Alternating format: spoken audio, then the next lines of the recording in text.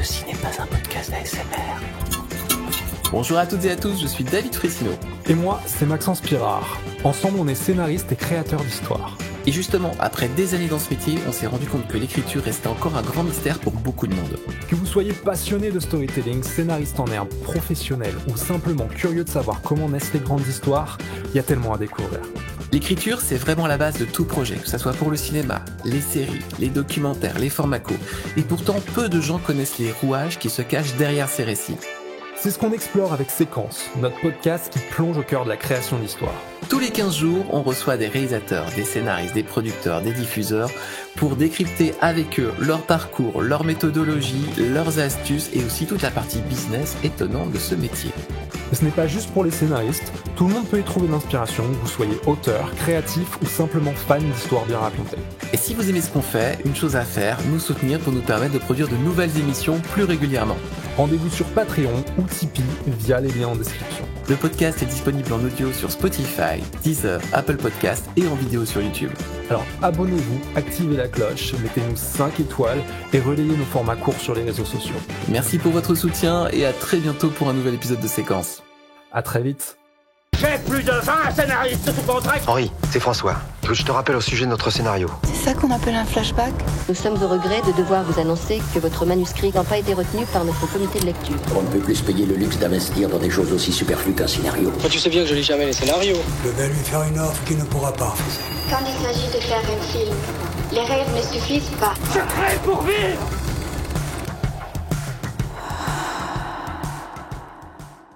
Et bonjour à toutes et à tous, ravi de vous rencontrer pour cette première du podcast Séquence, podcast que j'ai le plaisir de co-animer avec mon co-scénariste qui s'appelle Maxence Pirard, qui est avec nous. Salut Maxence. Bonjour à tous, salut. Et on va tout de suite rentrer dans le vif du sujet. Comment ça fonctionne, Séquence? C'est simple, c'est un podcast en 3 étapes. Acte 1, nous allons nous pencher sur la partie créativité, les débuts de notre invité du jour, qui soit scénariste, producteur, réalisateur. Le deuxième acte sera dédié vraiment à la méthodologie d'écriture. C'est là où vous allez pouvoir prendre plein de petits trucs et astuces, vous qui découvrez le podcast. Et l'acte 3, c'est sur l'envers du décor, le business, les contrats, les agents, les petites péripéties qu'on peut tous rencontrer dans notre secteur d'activité. Et celle qui va ouvrir le bal, j'en suis ravi, c'est Claire Barré que j'accueille tout de suite, que je fais rentrer. Salut Claire. Bonjour, enchantée. Comment tu vas? Eh ben, je vais très bien, merci. Je suis très heureuse de pouvoir participer à cette première émission.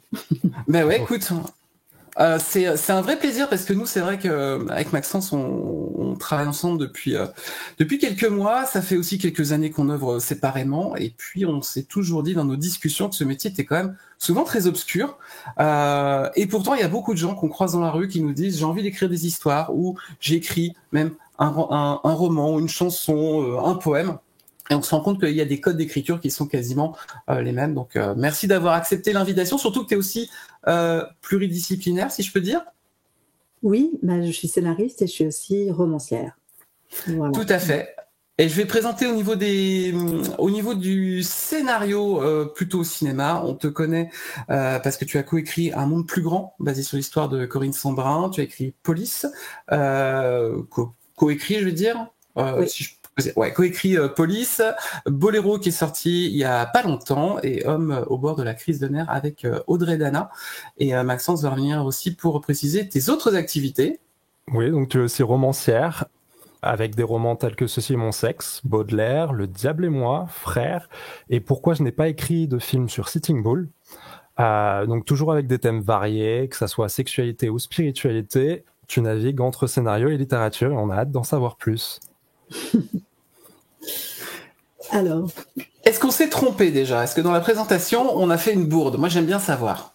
Non, pas du tout. Non, c'est ça. En effet, moi, j'allie les deux. Au départ, je pense que je voulais, quand j'étais jeune, en tout cas, plutôt être romancière, après être poétesse, et finalement, c'est aussi scénariste qui s'est imposé, mais sans perdre l'amour que j'ai aussi pour la littérature et pour l'objet livre, c'est 2 démarches tout à fait différentes.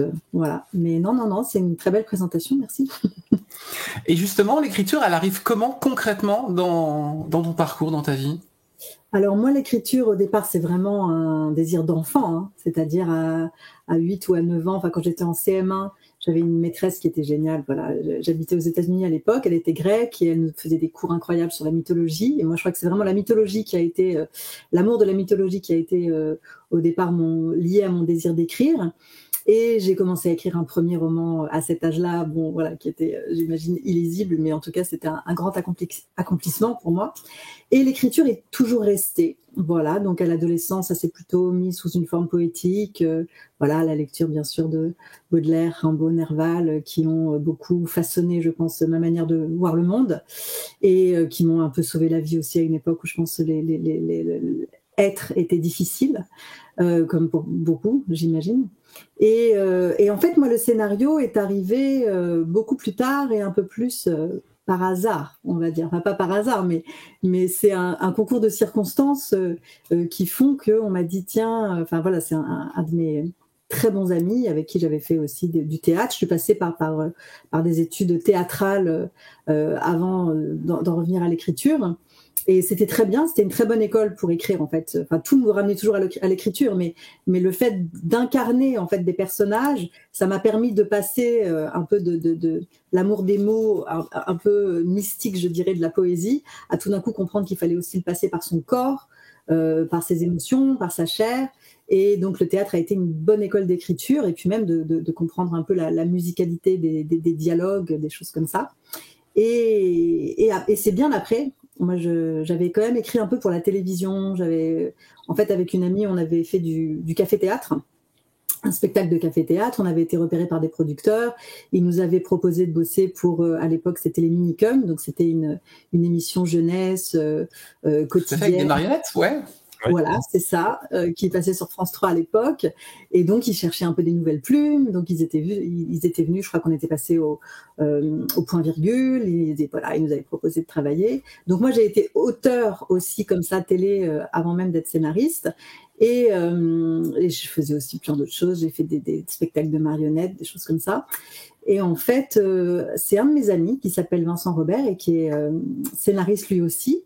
Et on s'était rencontrés au cours Simon à l'époque. Et un jour, il me dit, écoute, j'ai fait un stage de scénario, c'était génial, c'est fait pour nous, c'est fait pour toi aussi. Il m'a parlé d'une école qui existait et qui existe toujours, qui s'appelle le Conservatoire européen d'écriture audiovisuelle, ou CEEA. Et il m'a dit, voilà, il y a un concours, on le passe, et tu vas voir, enfin, c'est génial. Donc moi, j'ai lu 1 ou 2 livres de dramaturgie, plus ou moins. Enfin, je savais même... En fait, pour moi, comme beaucoup, je crois, j'avais pas exactement identifié le métier du scénariste, c'est-à-dire que bon bah voilà, moi j'aimais, pour moi c'était un auteur-réalisateur et voilà, on écrivait ses propres histoires et je m'étais pas forcément penchée sur la question du scénariste ni même du scénario. Et donc j'ai lu quelques petits trucs comme ça, dont un très petit livre vachement bien. Ah bah mince, alors du coup son nom m'échappe, mais ça va me revenir. De Jean-Claude Carrière, qu'il avait fait pour, je crois que c'était les éditions de la Finis, où il expliquait un peu en gros la différence entre littérature et scénario. Et voilà. Et donc on a passé le concours, j'ai été prise. Lui, il a fait un stage après, et finalement on a bossé ensemble par la suite. Et après j'ai fait 2 ans d'études, mais j'avais déjà 30 ans, j'avais déjà 2 enfants. Donc le scénario est arrivé un peu comme ça, quoi. C'est-à-dire, j'ai en effet adoré. Mais c'était pas un rêve d'enfant d'être scénariste. D'écrire, oui, mais pas forcément avec ce média-là, ce médium. Et du coup, donc, tu as commencé déjà une écriture enfin, tu étais sur scène en duo. Est-ce que du coup, le théâtre, enfin, quand le jeu, la comédie a complètement disparu au fur et à mesure que l'écriture s'imposait à toi?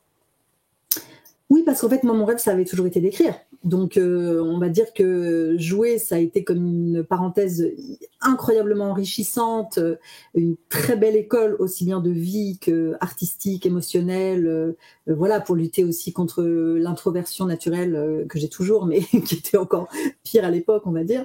Enfin, lutter, il faut pas lutter contre elle, mais voilà, disons, en tout cas, l'acceptation. Mais dès que j'ai pu à nouveau être payée avec ma plume, enfin, dès la première fois, j'ai laissé tomber le théâtre parce que ça n'a jamais été une vocation. C'était une très belle école et c'était un beau parcours, mais dès qu'on m'a demandé d'écrire, enfin, bah, bien sûr, j'ai écrit. Parce que c'est ça qui m'anime depuis toujours. Tu as eu la sensation de persévérer pour pouvoir rentrer dans ce domaine et te dire je suis enfin auteur, ou ça a été vraiment beaucoup plus plus fluide? Alors non, ça n'a pas été fluide, hein, parce que, comment dire, moi vraiment le désir d'écrire et même de vivre de ma plume, encore une fois, il vient de l'enfance, donc j'ai quand même mis beaucoup de temps avant de réussir à accomplir ce rêve. Et après, ça a pris tellement de formes, c'est difficile en fait de comprendre quel parcours exact on a eu. Mais c'est certain que quand j'ai passé le concours du CEA, donc moi j'avais en effet 30 ans, ils prennent 12 personnes par an, donc c'était quand même un concours très sélectif. J'étais prête dans le sens où voilà, il y avait quelque chose qui était mûr en moi par rapport à l'écriture, c'est certain. J'étais sûre de moi à ce moment-là, mais on peut pas dire non plus que ça a été totalement fluide avant ça. J'ai dû faire plein de petits métiers, tout ça, pour vivre en attendant de pouvoir vivre de ma plume. Mais cela dit, bon, j'ai eu quand même l'incroyable chance aussi des minicums qui est arrivé à un moment, voilà, où on était jeunes et où ça nous a un peu tombé dessus. Pas miraculeusement, parce que tout a toujours des racines. On avait travaillé, on avait écrit, on avait fait un spectacle, on avait démarché des cafés-théâtres. Enfin voilà, donc ça vient pas de nulle part. Mais c'est vrai que c'est toujours un peu une chance quand tout d'un coup il y a la bonne personne dans la salle qui vous propose un job. Ça n'arrive pas tous les jours, j'en ai conscience aussi. Et après, par rapport à cette école, une fois que je suis sortie de cette école, je dois quand même avouer que depuis c'est assez fluide. C'est-à-dire que j'ai eu du travail en sortant immédiatement, le mois d'après, je crois. Pour la télévision d'abord, et après je me suis dit bon, j'ai quand même très envie d'écrire un livre, donc je me suis aussi lancée dans l'écriture de mon premier roman, donc Ceci est mon sexe, dont vous parliez tout à l'heure, qui a été un travail de longue haleine et une écriture qui a duré de nombreuses années. Et à côté de ça, j'ai commencé à travailler pour TF1 pour une série policière qui s'appelait RIS, qui était un peu enfin, au départ c'était CSI, qui avait inspiré les Italiens, qui en avaient fait une adaptation, et là c'était l'adaptation française du format italien. Donc voilà. J'avais mémoire de cette anecdote-là assez étonnante sur l'adaptation de ce format qui est passé par un ou deux pays entre-temps. C'est ça, exactement. Donc c'est assez drôle quand même. Et voilà. Et après, après c'est du travail aussi beaucoup. Alors, ce que tu expliquais sur ton parcours va me permettre peut-être d'éclairer notre audience sur plusieurs choses. Est-ce qu'avec les minicums, tu travaillais avec des comités d'écriture? Tu sais, quand on est tous dans une pièce et qu'on balance ça se fait beaucoup en format court, on est réunis, on balance tous des vannes ou des débuts d'histoire, et puis on voit si les autres arrivent à rebondir, et si ça rebondit, grosso modo, t'écris, t'es signé après. Ou est-ce que c'était une écriture un peu plus solitaire, malgré le fait que c'était un programme qui réunissait plusieurs auteurs? Pas mal d'auteurs. C'était quand même plutôt solitaire dans l'absolu, c'est-à-dire qu'on avait en effet des réunions régulières dans une espèce de writing room, même si à l'époque c'était pas encore vraiment en usage, parce que c'est arrivé plus tard. Mais après on repartait chacun avec, je sais pas moi, une trentaine de sketchs à écrire, et après on les testait, on les envoyait, et puis il y en avait qui étaient choisis, d'autres qui passaient à la poubelle, d'autres qu'il fallait plus ou moins réécrire. Mais c'était à flux tendu, parce qu'en fait, il fallait vraiment écrire tous les jours, quoi, parce que c'était une émission vraiment quotidienne. Et donc avec un enregistrement une fois par semaine, je crois. Il fallait qu'il y ait les voix des comédiens pour les marionnettes. C'était une super bonne école, parce qu'en fait, c'était vraiment une école où tout d'un coup, on peut plus avoir l'angoisse de la page blanche. Il faut sortir 10 sketchs par jour. Et étrangement, alors sur les 10 qu'on va écrire, il y en a peut-être 5 qui sont bons et 5 3. Ouais, tu te dis il faut pas. Tu te dis ça restera pas dans ma postérité, quoi. Ouais, voilà, exactement. Mais c'est pas grave. En fait, ce qui est important surtout, c'est à un moment, c'est de comprendre qu'il faut écrire beaucoup, avoir cette espèce de capacité à écrire et réécrire, bien entendu, parce que il y en a pas un qui va sans l'autre, et surtout de se dire, ok, en fait, mon cerveau, enfin en tout cas mon imagination, mon esprit est capable, face à une contrainte temporelle ou je ne sais quoi, de sortir quelque chose améliorable de temps en temps, mais en fait ça enlève cette espèce de romantisme qui peut y avoir lié à l'écriture, de se dire bon, il faut que j'attende l'inspiration ou je ne sais quoi. En fait, non, il faut pas attendre l'inspiration, il faut travailler, quoi. Il faut aller chercher. On est plus comme des explorateurs, on est plus comme des archéologues. On va aller voir dans un terrain et on sent que c'est là qu'il y a des idées, qu'il y a une histoire qui va commencer. Donc c'est du travail qui peut être du co-travail, en effet, soit carrément en équipe, soit à deux. Moi, c'est souvent comme ça que je travaille, vu que je coécris avec des réalisatrices et des réalisateurs. Donc c'est beaucoup comme ça que je travaille. Bien sûr pas pour les livres mais pour les scénarios et de comprendre voilà qu'il y a quelque chose à mettre en route à l'intérieur de soi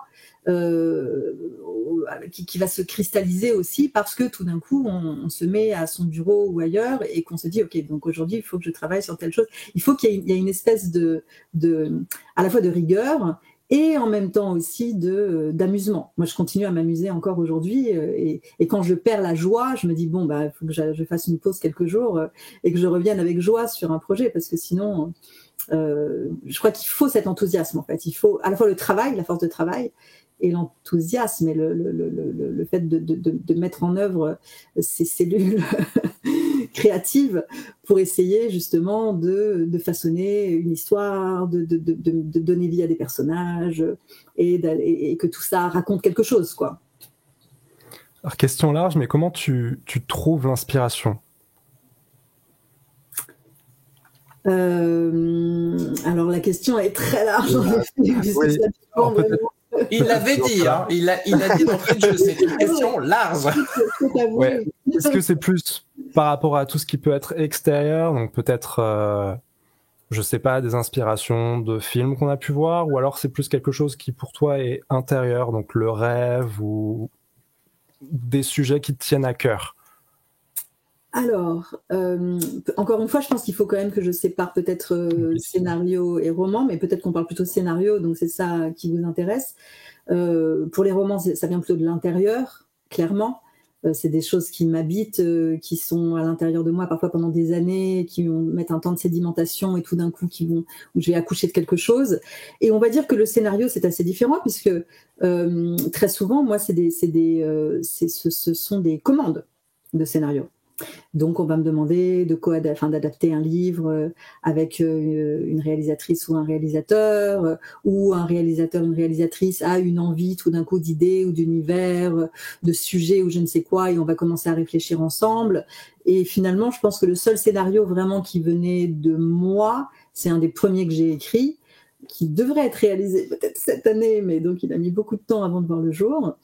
Et voilà. Et en fait, en tant que scénariste, surtout en France, c'est très compliqué en fait d'arriver avec un scénario tout fait et de trouver quelqu'un qui aura envie de le réaliser. C'est pas trop comme ça que ça se fait parce que justement, on a beaucoup la culture de l'auteur-réalisateur, de la nouvelle vague, etc. Et les anglo-saxons sont un peu différents, mais en France, c'est encore comme ça. Et du coup, au bout d'un moment, on comprend en tant que scénariste aussi que soit il faut réaliser, donc devenir auteur-réalisateur, soit le mieux, c'est quand même en fait de coécrire directement avec les réalisateurs parce que ça permet d'avoir des films qui voient le jour, quoi, tout simplement. Justement, c'est pas vraiment de l'inspiration, juste pour répondre à la question. C'est-à-dire que voilà, on me propose un sujet, alors ça m'inspire ou non, c'est-à-dire ça va entrer en écho ou pas avec mes valeurs, avec ce que j'ai envie de raconter sur le monde, avec avec des sujets qui vont avoir une résonance, encore une fois. Donc si c'est le cas, je dis oui, et là, je m'investis totalement. Et là, l'inspiration, elle vient du travail en fait, c'est-à-dire que tout d'un coup, on se pose des questions et puis il y a des réponses qui arrivent et puis c'est comme un travail de recherche et d'exploration. Voilà. Et puis après, ce qui est intéressant, c'est qu'une fois qu'on est habité par le projet, que le projet commence à exister, l'inspiration, elle arrive. Je sais pas, on est en train de marcher dans la rue, puis tout d'un coup, il y a une scène qui arrive, comme une espèce d'évidence, où tout d'un coup, on comprend quelque chose sur le personnage, où tout d'un coup, il y a quelque chose. Et voilà. Et ça, c'est la vie en fait. C'est tout d'un coup, on peut être en train de manger, en train de marcher, en train de prendre le métro, en train de et à partir du moment où le scénario ou l'histoire commence à être quelque part à l'intérieur de l'esprit, de l'intérieur de soi, et tout d'un coup, en fait, il continue son travail même quand on pense pas à lui, et il réapparaît de temps en temps, et c'est comme s'il nous révèle lui-même des secrets, quoi, sur les personnages ou sur l'histoire. Justement, je rebondis sur ce que tu disais sur l'inspiration. Tu as remporté un grand prix d'écriture en 2014, si je dis pas de bêtises, qui s'appelle le prix Sopadin. Je sais jamais comment concrètement. Le prix Sopadin. Sopadin, parce que j'ai toujours l'impression que c'est le prix Sopadin, mais le prix Sopadin.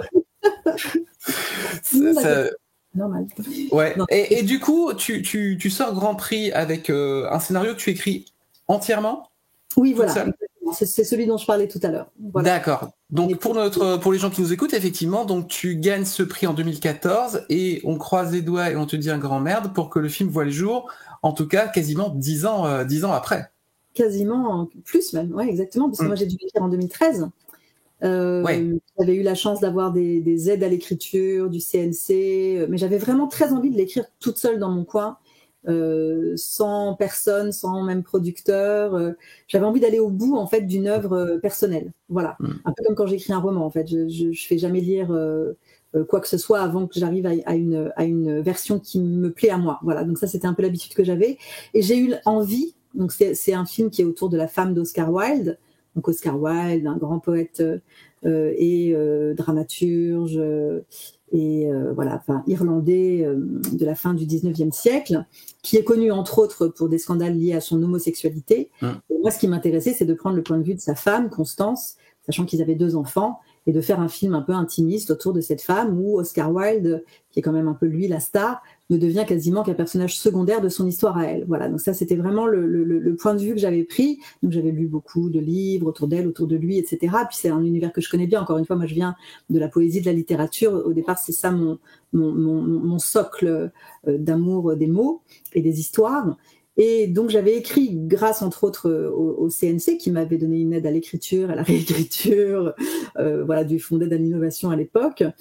Et une fois que j'ai eu ce projet qui était écrit, donc que j'avais vraiment fait lire à personne, à part donc aux membres du CNC, c'est là que j'ai entendu parler de ce prix Sopadin. Donc c'est le prix du meilleur scénariste, voilà.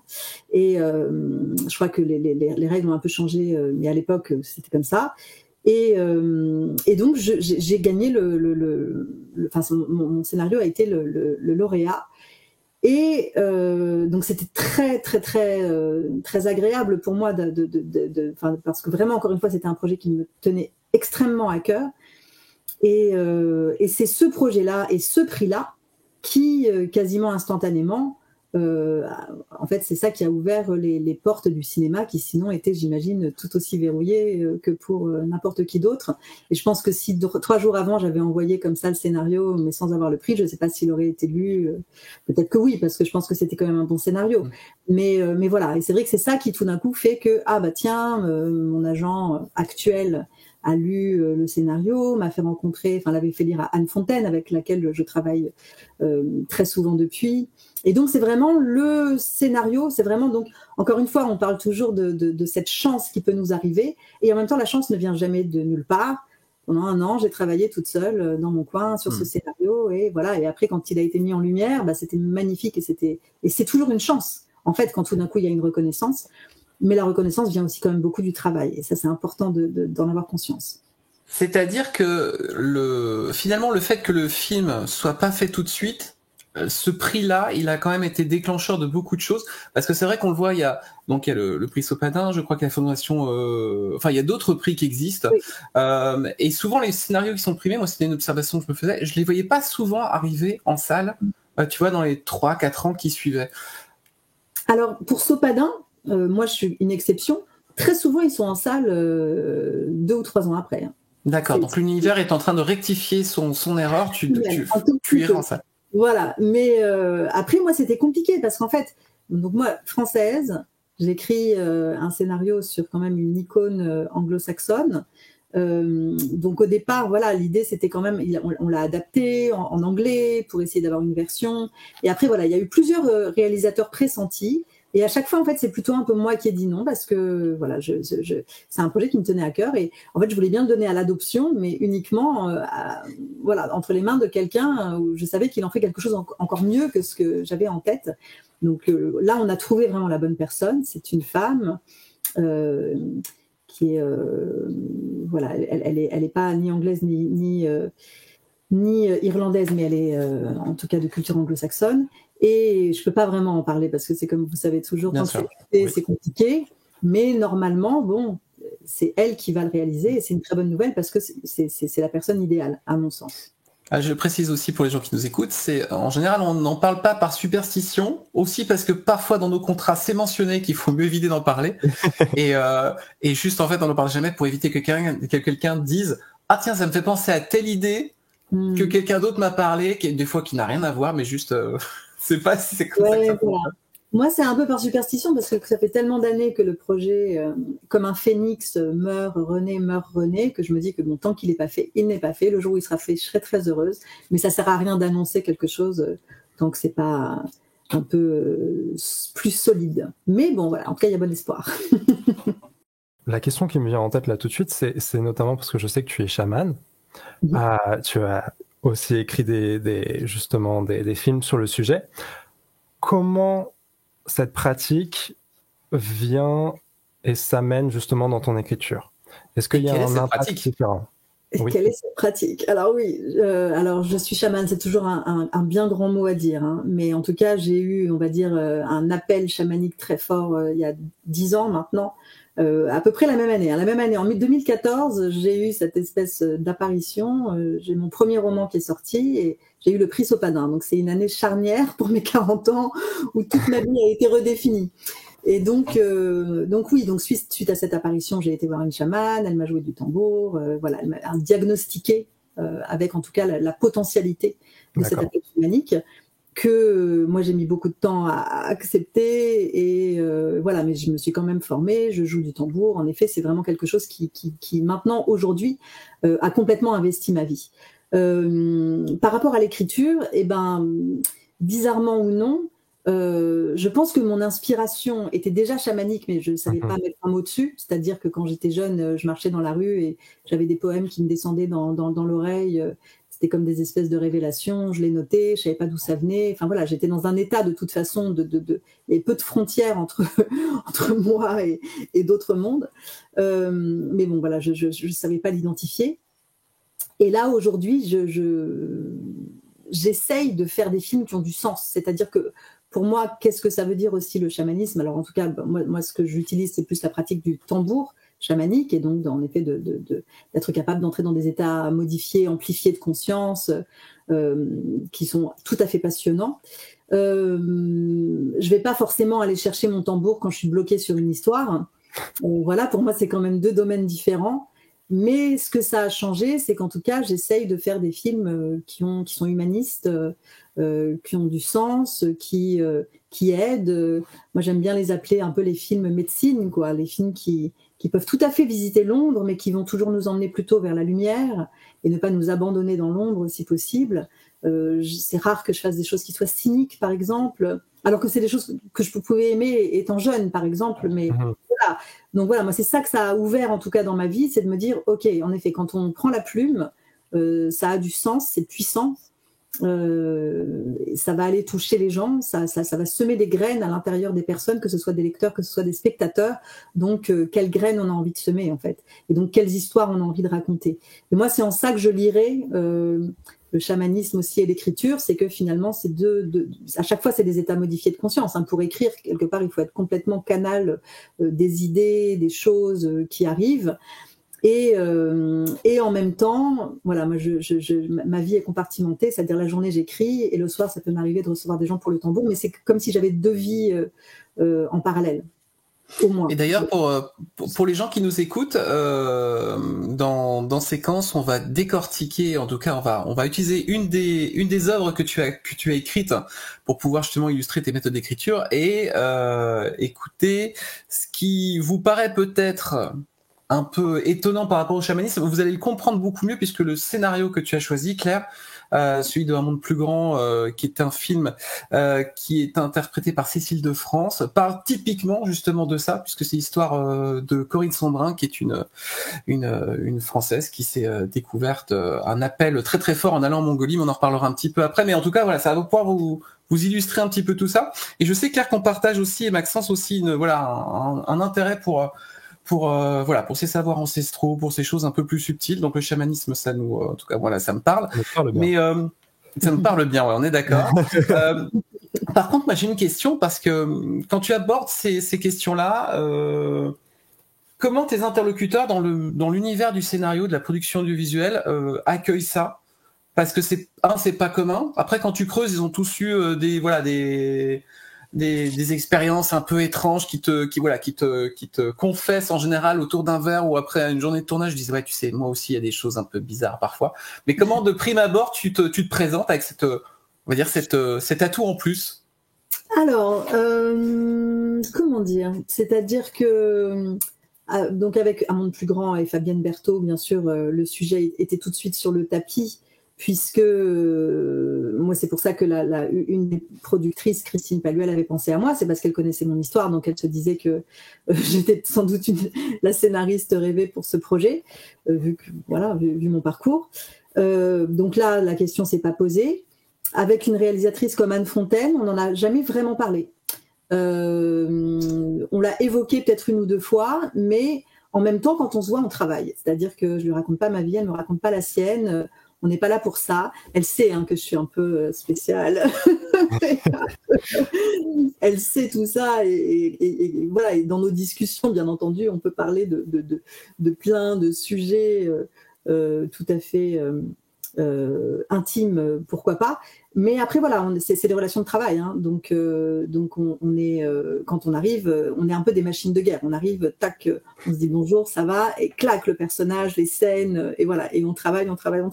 C'est notre manière de fonctionner quand on est toutes les deux avec Anne. C'est comme ça, voilà. C'est vraiment très professionnel, en ayant bien sûr une sympathie et un respect mutuel immense, bien entendu.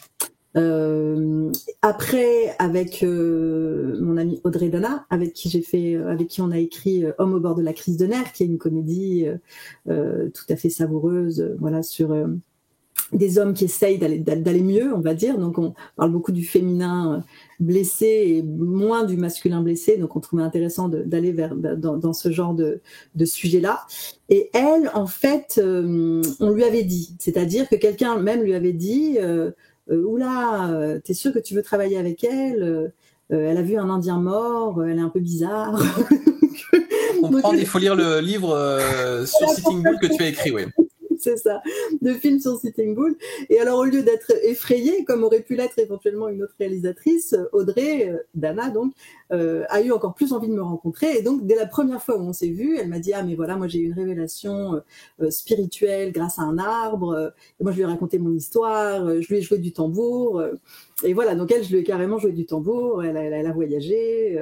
Et voilà, donc en fait, ça dépend de la personne. C'est-à-dire, mais j'arrive pas en disant bonjour, je suis scénariste et chamane. Moi, j'arrive, je dis je suis scénariste, je suis romancière éventuellement. Et après, si tout d'un coup le sujet de la spiritualité s'invite, alors là, je peux en parler avec beaucoup de liberté et de joie. Mais c'est pas forcément, voilà, quand je suis encore une fois dans mon métier de scénariste, j'arrive en tant que scénariste avant tout. Après, bien entendu, c'est sûr que j'ai un univers qui est spécial et avec les gens accrochent ou non. Et je suis pas forcément une scénariste tout terrain d'ailleurs. Je peux pas forcément tout écrire. Moi, vraiment, il faut que ça me parle. Il faut que j'aime la personne avec laquelle je travaille. Il faut que j'aime le sujet. Donc, je dis beaucoup non.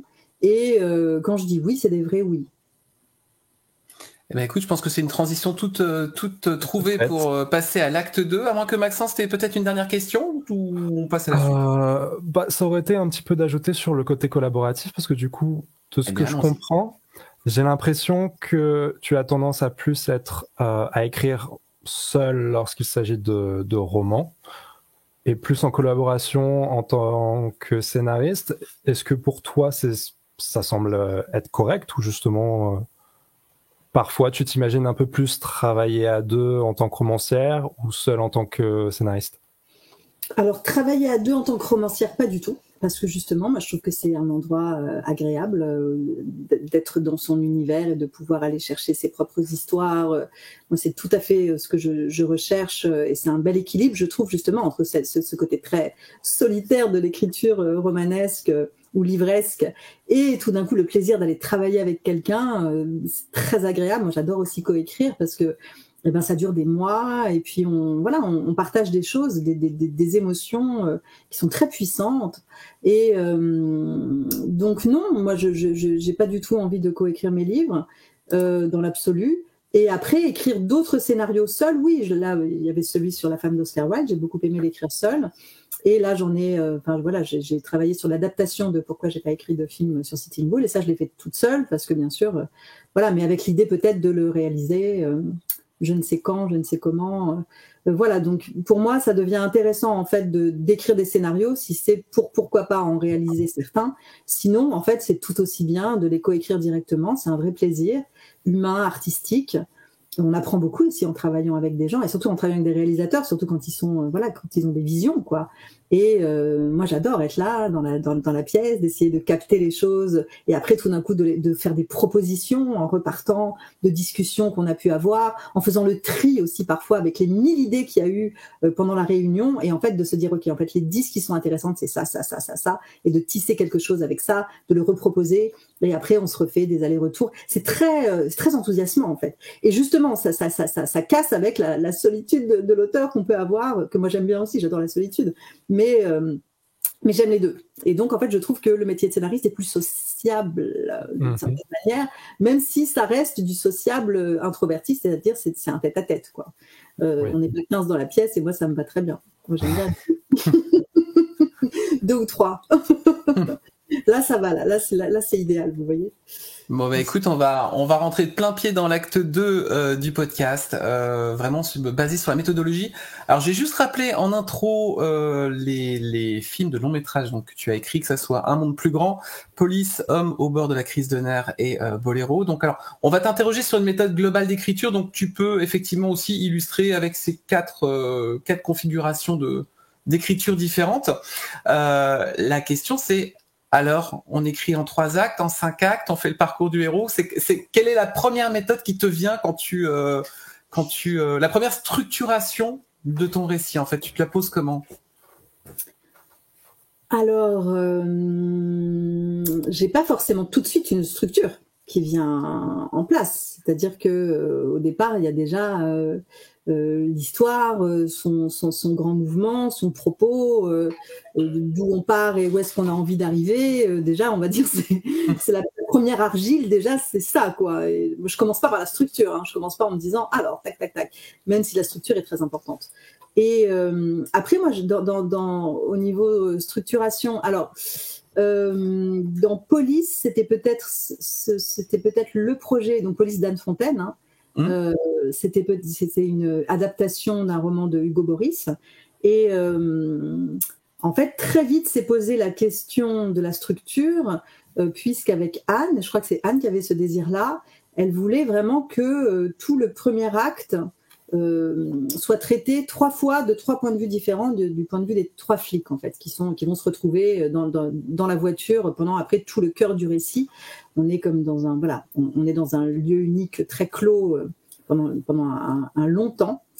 Et donc très vite on s'est dit ok, donc on va commencer d'abord par l'héroïne qui est le personnage joué par Virginie Efira.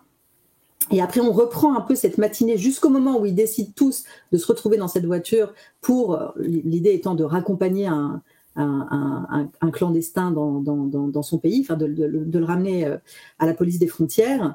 Et chacun a une raison un peu différente et pas forcément bonne d'être dans cette voiture. Et donc, très vite, on s'est dit, ok, d'accord, donc il y a cette structuration au début du premier acte, qu'on va faire donc le premier acte en 3 actes, avant d'avoir après...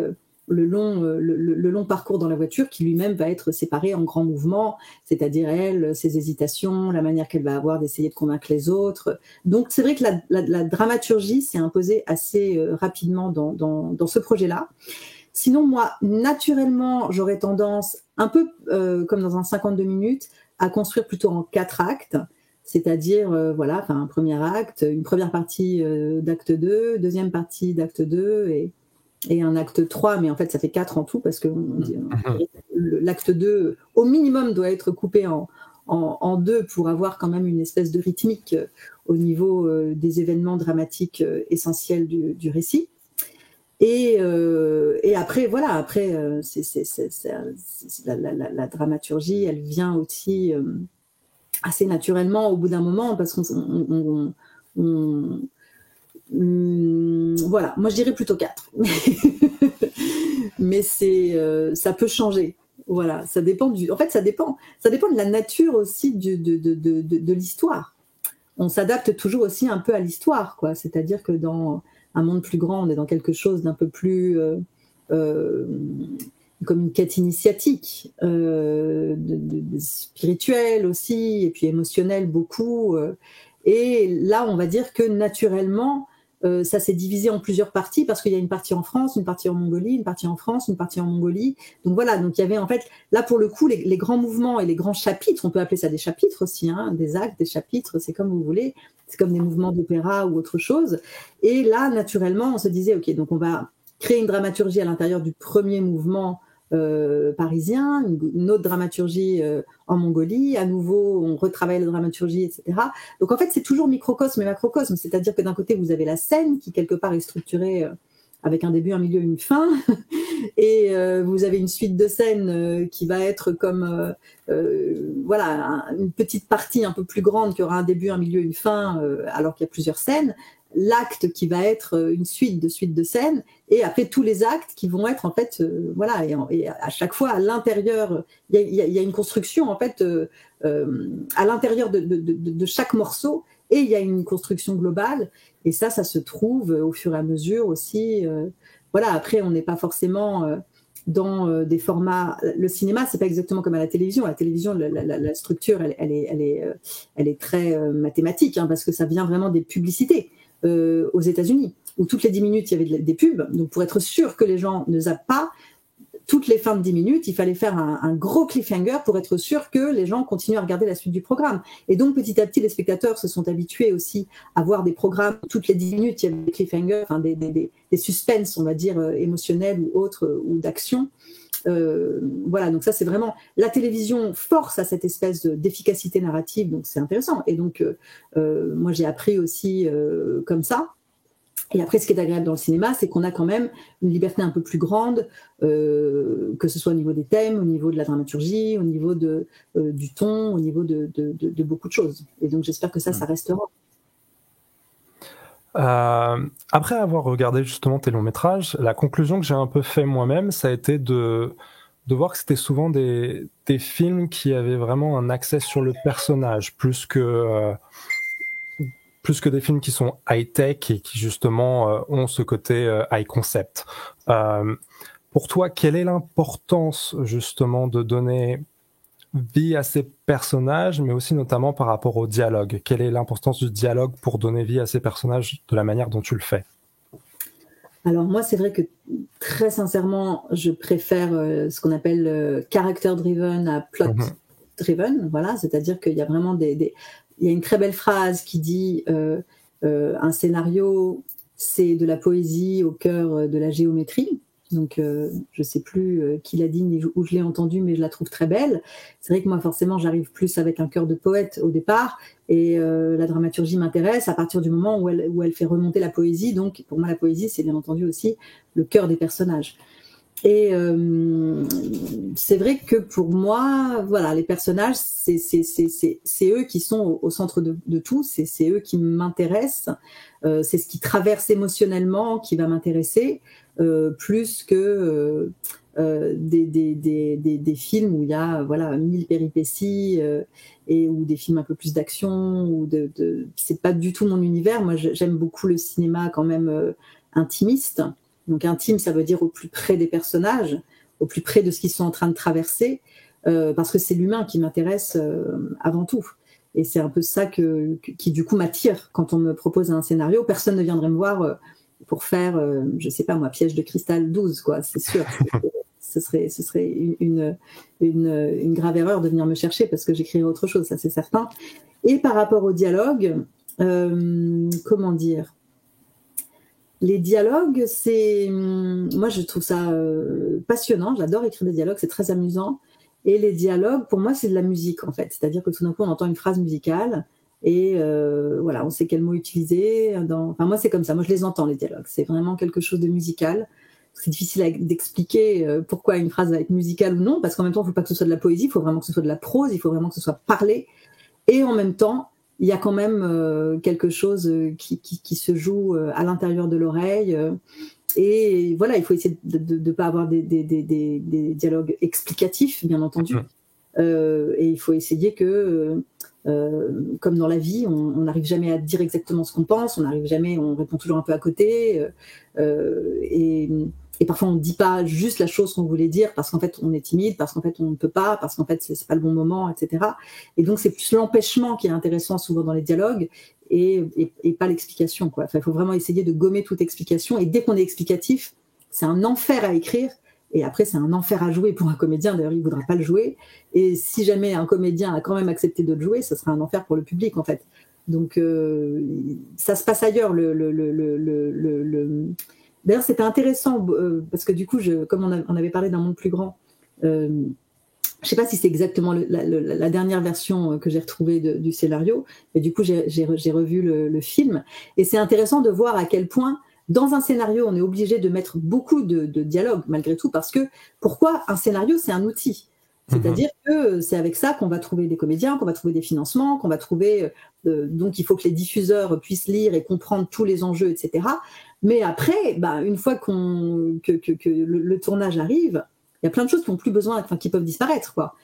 Toutes les choses qui sont explicatives et dont on a besoin, encore une fois, pour comprendre les grands enjeux d'un scénario, et après dans un film tout d'un coup il y a un silence, un regard de comédien qui va remplacer ça, et où on n'a plus besoin de la phrase en fait, mais il faut quand même l'avoir écrite, ne serait-ce que pour que le comédien puisse la jouer, et en plus pour que quelque chose se passe à l'écran, il faut quand même que ce soit sous-tendu par une histoire et un récit solide. Mais après on se rend compte la plupart du temps qu'il y a plein de dialogues qui sont inutiles une fois que les forces sont en présence. Et ça, c'est assez drôle parce que très souvent, dès qu'il s'agit entre autres d'histoires d'amour ou de je ne sais quoi, il y a très souvent ou des producteurs, alors c'est peut-être plutôt en télé, qui vont dire mais il faut justifier pourquoi ils se plaisent, pourquoi, qu'est-ce qui se passe, qu'est-ce qui fait que c'est lui et pas un autre, etc. Donc alors voilà, il faut trouver des scènes, des choses. Et puis tout d'un coup, vous mettez les deux comédiens en présence. Et il n'y a pas besoin de parler, on comprend, c'est tout. Il y a quelque chose de physique aussi. Il y a quelque chose qui est très beau quand même dans un film, c'est l'incarnation. Donc en fait, ce qui est très dur avec un scénario, c'est qu'il faut réussir avec juste des mots et du papier à donner à voir. Et il faut donner à voir à tous les gens qui vont pouvoir aider après le film à ce que le film existe, quoi. Donc il faut réussir à trouver tous les moyens pour que tout d'un coup chacun, en lisant le scénario, se fasse son film. Et après, bien entendu, celui qui fera réellement le film avec toute son équipe, ce sera la réalisatrice ou le réalisateur. Et voilà. Mais c'est vraiment un exercice difficile. Et justement, une fois avec Audrey Dana, justement, quand on avait rencontré, je ne sais plus, quelqu'un de très important qui pouvait vraiment donner de l'argent qui permettrait d'aller au bout du film. Enfin, donc c'était très important. Je crois qu'ils avaient lu le scénario, je ne sais plus si c'était une ou deux personnes, ça n'a aucune importance.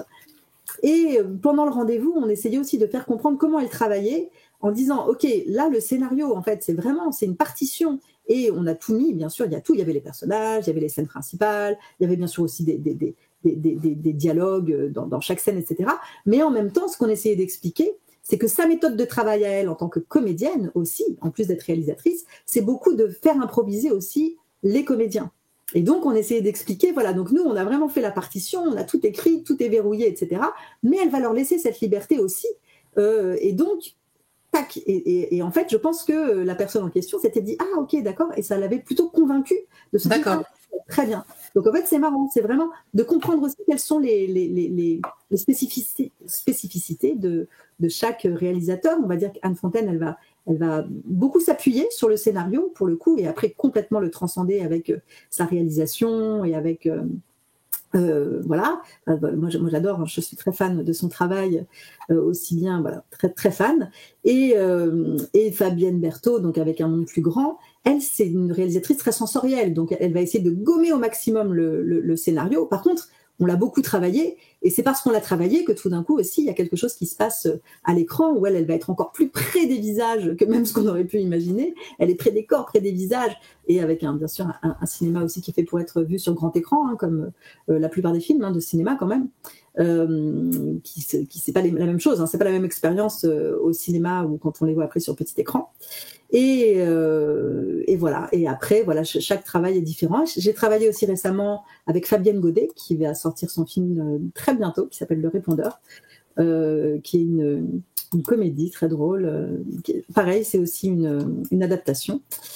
Ouais. Et elle, c'est encore différent, voilà. Et à chaque fois, c'est génial parce qu'on entre dans l'univers de quelqu'un, on essaye de comprendre, on essaye on les aide à accoucher, en fait, aussi. Hein. Même si on coécrit, c'est aussi un travail d'accoucheuse. Enfin, moi, c'est comme ça que je le vois. C'est-à-dire, j'essaye à chaque fois de quand même sortir quelque chose qui va... Il y a forcément de moi dedans, hein, parce que je suis pas du tout là pour m'effacer. Et en plus, je pense que j'apporte aussi des idées, bien entendu, et ma sensibilité. Mais il y a aussi quand même toujours cette idée d'aider la personne à faire le film qui lui ressemble le plus et de lui donner en fait tous les outils possibles pour après justement pouvoir partir dans cette espèce de combat qui est d'aller au bout de la réalisation d'un film. C'est pas rien quand même. Hein. Et nous, on est vraiment à la première phase, quoi. Et j'en profiter pour mettre à l'image pour ceux qui nous suivent sur YouTube. Je rappelle que le podcast existe en 2 versions. Vous avez la version audio sur vos plateformes préférées d'écoute, comme on dit, et sur la version YouTube, vous avez juste en fait nos tronches. Ça change pas grand-chose, mais voilà, on va passer quelques diapos d'extraits du scénario. Donc effectivement, tu avais demandé de choisir parmi tes scénarios celui que tu avais envie de décortiquer, ou en tout cas aller un peu plus loin avec nous. Tu avais choisi donc Un monde plus grand. Je vais refaire juste le pitch rapidement. Après la mort de son mari, une femme française, Cécile de France, part en Mongolie et découvre le chamanisme, un chemin spirituel qui changera sa vie à jamais. Et ce film est inspiré de l'histoire vraie de Corinne Sombrin, que j'avais eu le plaisir aussi de rencontrer autour d'une interview il y a quelques années. C'est adapté du livre qu'elle a écrit sur sa vie. Comment tu te plonges là-dedans, justement? Comment tu pars de l'histoire de Corinne Sombrin? Qu'est-ce que tu vas garder et pas garder ou modifier par rapport à un besoin scénaristique, par rapport à son histoire vraie, son vécu? Oui, et ben là, ce qui est vraiment intéressant dans ce type, c'est non plus vraiment exactement un biopic, mais en tout cas, on est autour de sa vie, c'est qu'elle était là dès le début. Donc, la première réunion qu'on a eue tout ensemble, il y avait les 2 productrices, Carole Scotta, Christine Paluel, la réalisatrice Fabienne Berthaud, Corinne Sombrin elle-même qui était là, et même son éditrice, Marie Dorman. Enfin voilà, donc on s'est retrouvés que des femmes autour de cette table. Et dès le départ, en fait, elle, donc ce qui lui tenait à cœur, c'était que bien sûr, on parle de chamanisme et de son histoire, en disant des choses qui lui semblaient importantes. Et après, par rapport à sa vie elle-même, ça lui était un peu égal, quoi. Donc, on lui a inventé une sœur parce que c'était important d'avoir une sorte de contrepoint, un peu qui puisse représenter le public, c'est-à-dire de se dire mais comment est-ce qu'elle peut partir comme ça à l'autre bout du monde, penser peut-être qu'elle est chamane, tout ça pour essayer de revoir quelqu'un qu'elle a aimé et qui est mort, enfin d'avoir un peu un point de vue occidental extérieur pour rendre l'histoire la plus universelle possible.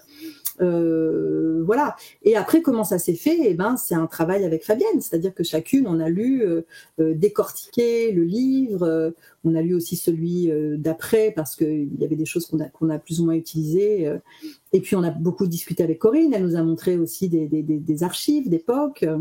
Et voilà. Après, c'est difficile de savoir comment le travail s'est fait parce que ça se fait sur de longs mois, parfois de longues années. Mais petit à petit, on a réussi à créer le fil rouge qui nous intéressait, c'est-à-dire vraiment l'idée de partir de cette histoire d'amour dramatique, puisque voilà, c'est la perte dans l'amour, et que finalement, c'est en se confrontant à cette perte, à ce deuil impossible et à cette mort, c'est ça qui va lui ouvrir la porte d'autres choses, et comment finalement, à travers cette initiation chamanique plus ou moins en Mongolie, en fait, elle retrouve aussi le goût de la vie et que à la fin, ça va créer un pont incroyable entre les cultures, puisque elle, française, diagnostiquée chamane mongole au cœur de la Mongolie, va finalement se tourner aussi vers les neuroscientifiques, les psychiatres, tout ça, et essayer de comprendre ce qui se passe dans son cerveau quand elle entre en transe. Donc nous, on trouvait l'histoire absolument passionnante. Le personnage aussi, bien sûr, Corinne Sombrin elle-même. On a eu une chance incroyable de partir en Mongolie entre 2 versions du scénario. On avait déjà écrit une première version qui tenait tout à fait la route. Et en fait, les productrices nous ont envoyé en Mongolie pendant, je ne sais pas si c'était 1 semaine ou 10 jours, pour pouvoir en fait réécrire le scénario, mais en étant un peu plus habité charnellement, on va dire, des paysages, des ambiances. On a pu assister à une cérémonie, enfin voilà, d'aller chez les Tsatanes aussi, de finir la route à cheval parce qu'ils étaient haut dans les montagnes. Les Tsatanes, c'était la tribu d'éleveurs de rennes voilà, à laquelle appartenait la chamane qui l'a initiée à l'époque. On a été voir cette fameuse chamane aussi, Ketouya. Et donc voilà, donc c'était vraiment un projet qui était au-delà du scénario, c'est-à-dire c'était un projet humain, c'était un projet artistique. On avait tous, très souvent, on s'est dit, personne ne s'est retrouvé sur ce film par hasard. C'est-à-dire que voilà, il fallait qu'on le fasse, on l'a fait le mieux possible. Enfin, c'est Fabienne qui a fait le film, mais je pense que dans toutes les étapes, elle a réussi à s'entourer de personnes, des personnes voilà qui étaient un peu qui se sont pas retrouvés là par hasard, encore une fois. Moi, je trouve que c'est un beau film, il est très touchant. Et l'écriture en elle-même, ça s'est déroulé assez facilement dans mon esprit, en fait. Dans mon souvenir, en tout cas, on s'est jamais retrouvé perdu à l'intérieur de l'histoire. Il y a eu plusieurs versions, bien sûr, comme toujours. Il y en a qui étaient sans doute meilleures que d'autres, comme toujours aussi. Mais voilà, on était très habités, on travaillait beaucoup, on se voyait régulièrement. Au début, je crois qu'on s'était pas mal un peu séparé le travail, c'est-à-dire qu'elle travaillait beaucoup sur les scènes parisiennes et moi beaucoup sur les scènes mongoles, voilà. Donc on était pour essayer d'aller un peu au bout, qu'il y ait une espèce de cohérence dans les univers. Et puis après, bien sûr, on réinversait. Enfin voilà, c'est un travail de ping-pong beaucoup. Et l'idée, c'était bien sûr d'avoir aussi quand même une espèce de parcours du héros, mais qui existe déjà, parce qu'en fait, Corinne Sombrin, elle maîtrise bien aussi son propre storytelling, dans le très bon sens du terme. C'est-à-dire qu'elle a fait une conférence TEDx vraiment brillante, dans laquelle elle raconte comment elle s'est retrouvée à devenir chamane, à se transformer en loup, etc. Et à faire quelque chose de tout ça. Donc en fait, l'histoire, elle était facile, elle était déjà visible, elle était déjà présente. Et après, c'était comment l'incarner à travers des images, à travers quelque chose de comportementaliste et à travers quelque chose d'émouvant et d'universel qui puisse toucher au cœur des gens qui, même, pourquoi pas, ne s'intéressaient pas au chamanisme. On voulait pas faire un film de niche, en fait. On voulait pas faire un film qui s'adresse uniquement aux gens qui connaissaient déjà son histoire. Mais au contraire, voilà, c'est un film d'amour, avant tout. Et ça, je pense que c'est très universel. Voilà, on a perdu quelqu'un, et ben c'est vrai qu'après avoir perdu quelqu'un, on peut aller se tourner vers des médiums, des chamans, ce qui est même pas vraiment son cas à elle. Mais je pense que n'importe qui peut comprendre pourquoi, si on vous dit, bon, si tu vas dans cette voie, peut-être que tu pourras revoir la personne aimée. Ben oui, en effet, ça donne envie d'y aller, parce que justement, c'est cet espoir de pouvoir que les frontières entre les mondes visibles et invisibles soient transgressables, ou qu'on puisse justement avoir accès à certaines informations, ou de retrouver quelqu'un, ne serait-ce que son énergie ou son amour. Donc en fait, ça s'est construit comme ça, de manière assez fluide. Il n'y a pas eu de gros accidents de parcours. Là où ça a été plus compliqué après, c'était au niveau des financements. Voilà, parce que c'était un film particulier, ça parlait de spiritualité aussi, quand même, d'une certaine manière. Et c'est pas du tout des thématiques qui, en France, séduisent les diffuseurs. Et d'ailleurs, c'est pour ça que finalement, là, il y a eu une coproduction belge et que toutes les parties qui devaient se passer en France se passent en Belgique, enfin, ont été tournées en Belgique. Il y a une expression qui dit comme quoi on écrit ce que l'on connaît. À quel point pour toi, quand tu écris, notamment là par exemple on parle d'une adaptation en quelque sorte, à quel point tu rajoutes un petit peu de toi, de ta personne dans les personnages que tu vas écrire?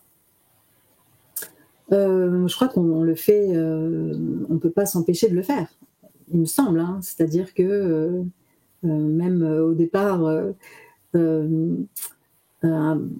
alors je sais pas s'il faut encore parler de ce film-là ou d'autres, mais ouais, voilà, c'est-à-dire que même là le dernier film d'Anne Fontaine, Ravel, c'est le Boléro, c'est sur l'histoire de Maurice Ravel qui a donc écrit cette pièce connue de manière internationale. Et au départ, moi, quand elle m'en a parlé la première fois, je me suis dit oh là là, mais c'est pas du tout mon univers, je connais pas la musique classique, je me sentais pas vraiment de partir là-dessus. Et après, elle m'en a parlé, elle m'a dit un peu comment elle le voyait. Donc quand même que voilà, comme quelqu'un qui était un peu asexuel, quelque chose comme ça, et qu'il avait un mystère et qu'on ne savait pas bien, justement, on lui connaissait aucune histoire, ni avec un homme, ni avec une femme. Et là, tout d'un coup, je me dis ah bah d'accord, ça m'intéresse. Et je voyais comment, en tout cas, je pouvais me glisser dans le personnage et essayer de le comprendre. On est quand même plus ou moins obligé d'entrer à l'intérieur des personnages, parce que sinon, on les regarde de l'extérieur, ou alors sinon c'est comme des marionnettes. Et en fait, il faut quand même à un moment qu'il y ait une espèce d'identification, même si c'est pas de l'identification, mais vous voyez ce que je veux dire, mais il faut qu'il y ait une compréhension, en tout cas, de ce que peuvent ressentir les personnages. Et donc, à partir du moment où on entre en résonance avec eux, oui, forcément, il y a un peu de nous qui va entrer à l'intérieur des histoires. Et un peu aussi beaucoup des réalisateurs et réalisatrices qui, eux, après, vont jusqu'au bout du jeu, jusqu'à trouver l'actrice ou l'acteur qui va pouvoir incarner tout d'un coup le personnage fantasmé, rêvé, construit. Et après, je suis d'accord, on écrit mieux quand on connaît, c'est vrai. C'est pour ça qu'elles nous ont envoyé en Mongolie aussi. C'était pour pas qu'on reste que sur de l'imagination et qu'on reste que sur une carte postale. Alors ça allait pas être le cas, puisque de toute façon il y avait Corinne Sombrin qui quand même lisait de temps en temps les versions, et donc elle nous disait quand c'était à côté de la plaque, mais la plupart du temps ça l'était pas, parce qu'on s'inspirait de ces livres qui sont quand même très bien documentés. Mais c'est vrai que c'est mieux, enfin moi j'aime bien écrire plus d'après observation de l'humain et du monde, plutôt que de pure imagination. On va dire que quand j'étais enfant, pour moi, écrire, c'était vraiment avoir de l'imagination. Et aujourd'hui, c'est autre chose. C'est-à-dire que pour moi, écrire, c'est quand même avant tout d'observer. D'observer et après de retransformer en autre chose, mais en partant quand même du connu. Moi, je ne peux pas écrire, en fait, si j'ai pas l'impression de comprendre un peu le personnage. J'ai l'impression toujours d'être les avocats de la défense des personnages, c'est-à-dire que je les aime, je les soutiens, j'essaie de les comprendre, même quand ils sont différents de moi, ils peuvent l'être tout à fait. Il faut que je comprenne pourquoi ils agissent de telle ou telle manière, pourquoi ils sont aveugles, ou pourquoi ils sont... voilà, j'ai besoin de cette proximité, de cette intimité entre les personnages et moi pour pouvoir les écrire avec justesse. Sinon, en fait, j'ai l'impression d'être extérieure et que, du coup, même l'écriture est un peu extérieure, quoi. Sur un monde plus grand, t'as cette version qui se passe bien. Vous êtes à deux. Une qui écrit un peu plus la partie sur la Mongolie, l'autre un peu plus la partie qui se passe en Europe. Vous avez un scénario qui convainc tout le monde. Et quand il y a une coupe budgétaire ou que ça rentre pas dans le budget, comment vous remettez les mains dans le moteur? Alors, et qu'est-ce qui saute? Qu'est-ce qui saute? Il y a eu des coupes, ça c'est certain. Donc on a dû en effet réécrire un peu. Et après, pour être honnête, je pense que c'est quand même beaucoup Fabienne qui a réécrit parce qu'il y avait une grosse urgence. Et je pense que elle a repris en main à ce moment-là, sachant que c'était un an après la fin de l'écriture du scénario. Et la grosse urgence, c'est un problème c'est un budget qui est moins conséquent. Ouais, voilà, le budget n'a pas été aussi haut que prévu, donc c'est pour ça qu'il y a eu plein de petits changements de dernière minute au niveau surtout entre autres du lieu là de tournage. Et après, avec Audrey, sur Homme au bord de la crise de nerfs, je pense que c'est pareil. Il y avait eu aussi à un moment, c'est un peu toujours le cas, on n'a pas forcément toujours exactement tout l'argent qu'on espérait. Et je crois qu'on avait réuni des scènes parfois ou coupé des choses. Mais ça se fait un peu dans l'urgence. Je ne saurais même pas dire comment on détermine. Disons qu'il faut être très gardien du sens, c'est-à-dire qu'il ne faut rien couper qui va condamner le sens, quoi. C'est-à-dire où tout d'un coup on ne comprendrait plus. Il y a certaines scènes qui sont absolument nécessaires à l'histoire et au récit, et d'autres, qui sont moins nécessaires. Oui, puis t'as raison, parce qu'à cette étape-là, si tu retires une séquence, ou en tout cas un producteur ou le réalisateur retire une séquence à l'écrit, tu la réinventes plus. En fait, c'est pas comme une scène coupée qui est tournée dans un film qu'on retire, qu'on remet. Si t'as un truc dramaturgique que t'as sauvé, c'est fini, quoi. Et on voit des fois, d'ailleurs, certains films, des fois, tu les regardes, tu fais, à mon avis, vous avez pas coupé la bonne. À mon avis, vous avez été un peu foiré, quand même. Donc, non, super. Et après, bien entendu, comme on dit, le tournage se fait contre le scénario, le montage se fait contre le tournage, et la véritable dernière écriture du film, c'est quand même au montage que ça se fait. C'est là où tout d'un coup, justement, on va se rendre compte parfois que des choses qui ont été tournées, elles sont hyper intéressantes ou elles sont hyper belles, mais en fait, on n'en a pas besoin. Et voilà, donc il y a vraiment, il y a 3 écritures, quoi. Il y a l'écriture papier, il y a l'écriture filmique et il y a l'écriture du monteur ou de la monteuse. Et comment tu le vis ça... Ah pardon, excuse-moi. Non, vas-y, je t'en prie. Peut-être c'était la même question, ça se trouve, Maxence. On était en train savoir. de créer une sorte de cliffhanger, tu sais. Est-ce que c'était la même question ou pas? Non, je voulais savoir si à l'arrivée, tu as un peu fait le deuil de ça, de te dire que finalement, le scénario, enfin, comme tu dis, il y a plusieurs étapes d'écriture importantes dans la production d'un film. Tu as fait le deuil de ça ou tu te dis, j'aimerais quand même bien un jour que le scénario, que le montage final soit vraiment exactement ce qui avait été écrit, dans l'ordre qui avait écrit? Enfin oui, j'ai fait le deuil. Bah, oui, bien sûr. Oui, parce qu'en fait, je sais pas, de toute façon, ce qui compte, c'est le film. Donc, le scénario, il l'aide à faire le film. Enfin, c'est la première étape d'une œuvre à venir qui n'existe vraiment qu'une fois que le montage et la post-production a eu lieu. Non, moi, j'ai pas du tout envie qu'on suive exactement les choses. Non, moi, j'adore être surprise aussi après quand je vois les films. Je suis contente, moi, quand je vois les films pour la première fois. Ça m'arrive souvent de passer parfois une journée ou une demi-journée sur le tournage. Pas plus, parce que bon, franchement, on s'ennuie très très vite en tant que scénariste. Attends, t'es que scénariste, hein, Claire, non plus. On va pas commencer à inviter les scénaristes quand même sur les plateaux. Ça se saurait quand même. Moi, ils m'invitent à chaque fois, donc j'ai de la chance. Mais par contre, je reste pas longtemps parce qu'on n'a rien à faire, quoi. Donc c'est juste super drôle de voir les comédiens, de voir les décors. Audrey, elle m'a carrément fait jouer comme un caméo au moment de la crise de nerfs. Je me fais masser au début par Michael Gregorio. Donc ça, c'était super drôle, c'était vraiment chouette.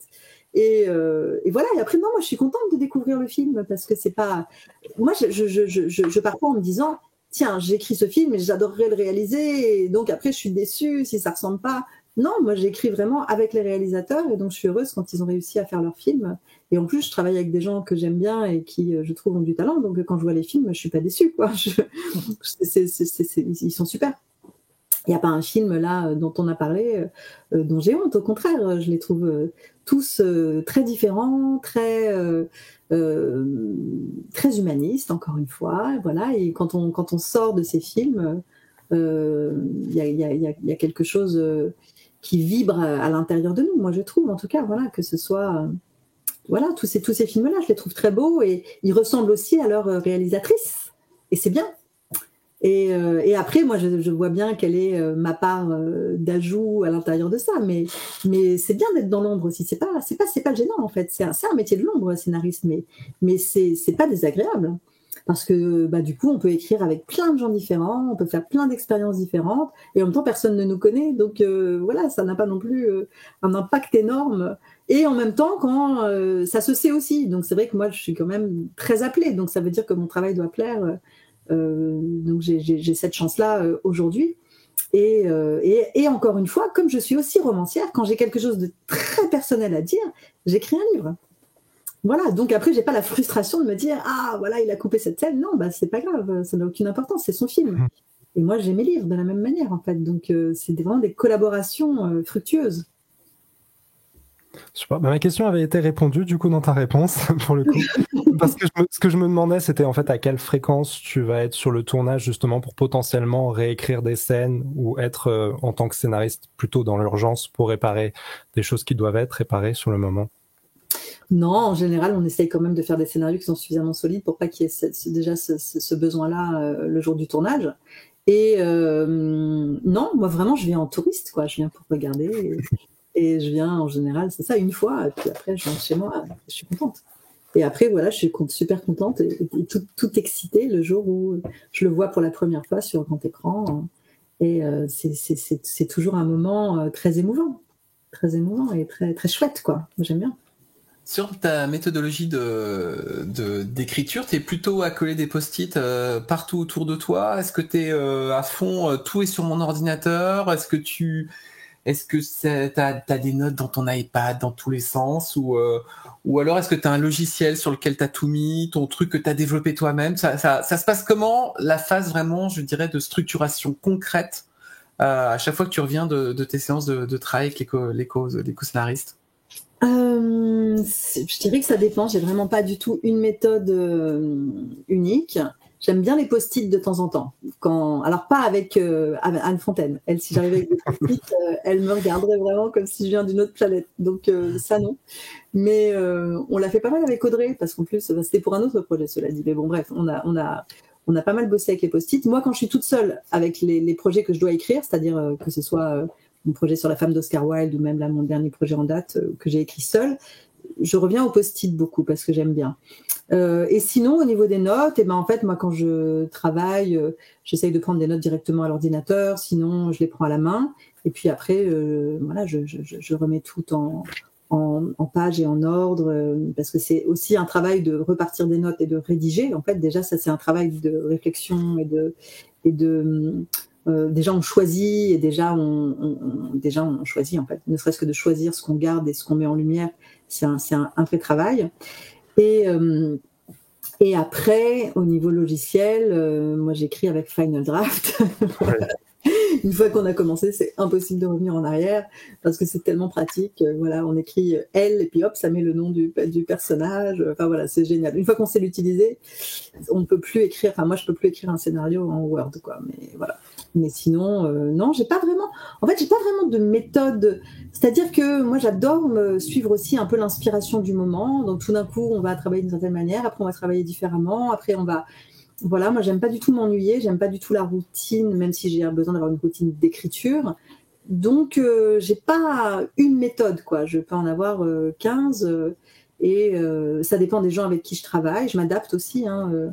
On est forcément un tout petit peu caméléon.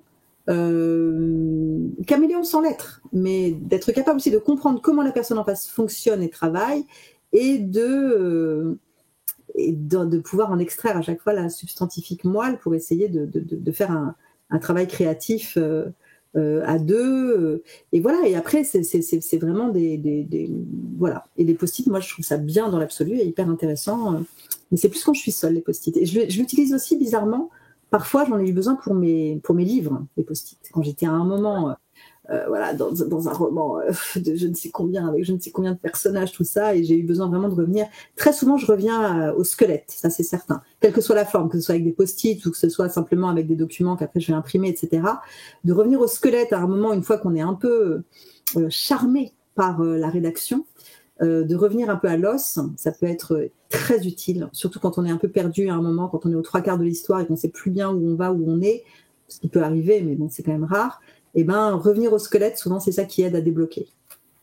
Alors, maintenant, on va passer à l'acte 3 du podcast, l'acte 3 de séquence, c'est quoi ? Et c'est la partie où on va parler concrètement, contrat, argent, business, avec ta liberté, Claire, de parler chiffres ou pas. On a des invités qui le font, parce que nous avons déjà enregistré quelques numéros au moment où vous qui écoutez ce podcast ou nous découvrez sur YouTube, le voyez, il y a déjà quelques épisodes qui sont en boîte, donc libre à toi, mais on va surtout parler un peu de tout ce qui est derrière, le côté presque glam de j'écris, je suis une artiste, ok, mais derrière, en fait, on devient presque des comptables, des chargés de communication, des gestionnaires en patrimoine, donc on va parler de ça. Et je te laisse la main, Maxence, pour commencer. Ça va être simple, on va commencer un petit peu avec tout ce qui est salaire, mais notamment en tant que co-auteur, comment ça se divise ? Écoute bien, Maxence, parce que c'est peut-être là où tu vas découvrir en fait qu'on s'arnaque mutuellement peut-être depuis quelques mois. C'est pour ça que je pose la question. Qu'il est fille. Alors, en termes contractuels, vous voulez dire ? Ouais, comment ça s'équilibre du coup ? Est-ce que vous répartissez selon une charge de travail différente ou c'est du... En général, en fait, donc il y a une certaine somme qui va être allouée par le producteur au scénario. Et dans le cas d'une coécriture scénariste, réalisatrice ou réalisateur, souvent la somme globale est divisée en deux. 50-50, quoi. T'as déjà eu des cas de figure où on t'a sorti des trucs un peu hallucinants, genre quelqu'un qui dit écoute, on va coécrire, mais par contre je vais prendre 80% des droits et puis non. Non. T'as pas eu beaucoup de plans foireux ou t'as quand même eu des trucs où tu dis là attention red flag, partons au courant. Alors non.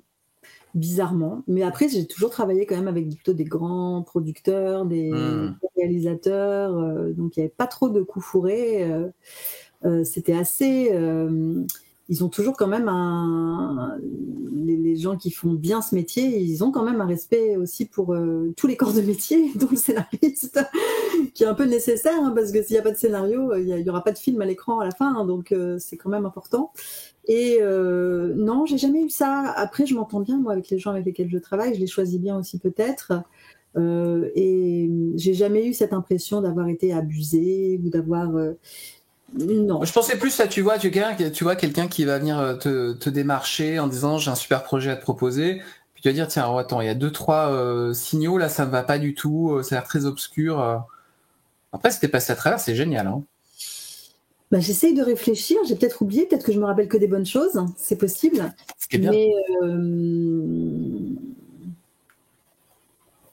j'ai pas vraiment l'impression, non, c'est-à-dire que encore une fois, il y a certains projets qui ne se sont pas faits, c'est arrivé, mais à chaque fois, les conditions, en tout cas de travail, j'étais toujours payée pour développer, et les conditions humaines ou artistiques ou financières, elles étaient toujours...